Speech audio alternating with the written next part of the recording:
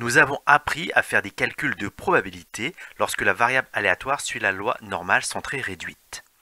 Dans cette vidéo, nous allons apprendre à faire le problème à l'envers, c'est-à-dire que nous allons connaître la valeur de la probabilité P et nous allons chercher la valeur du réel x telle que la probabilité que z soit plus petit que x soit égale au nombre P probabilités que l'on se sera fixé à l'avance.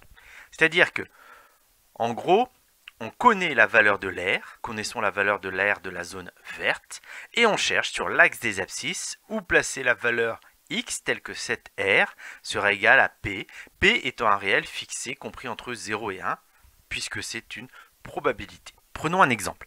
Choisissons par exemple comme valeur pour P le nombre 0,95. 0,95 est un nombre plus petit que 1, il peut correspondre à une probabilité. Nous allons donc chercher quelle valeur de x placer sur l'axe des abscisses afin que la probabilité que z soit plus petit que x soit égale à 0,95.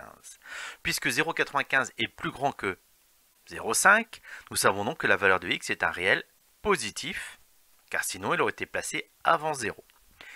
Donc la manipulation calculatrice va être différente de celle qui permet de calculer des probabilités, mais pour l'obtenir, nous allons faire la même manipulation.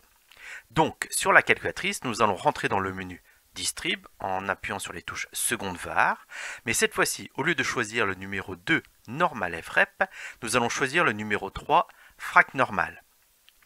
En faisant ceci, nous arrivons sur un menu qui va nous proposer donc de rentrer les valeurs de area, mu et sigma. Donc, area, ça correspond en fait à l'aire, c'est-à-dire l'aire du domaine que l'on désire obtenir, c'est-à-dire la probabilité. Donc pour nous, ici, dans notre exemple, ce sera 0,95. Mu, c'est toujours la moyenne, l'espérance, donc tout le temps égal à 0 pour l'instant, puisque nous sommes sur la loi normale centrée réduite. Sigma, l'écart type, vaut tout le temps 1, puisque nous sommes sur la loi normale centrée réduite.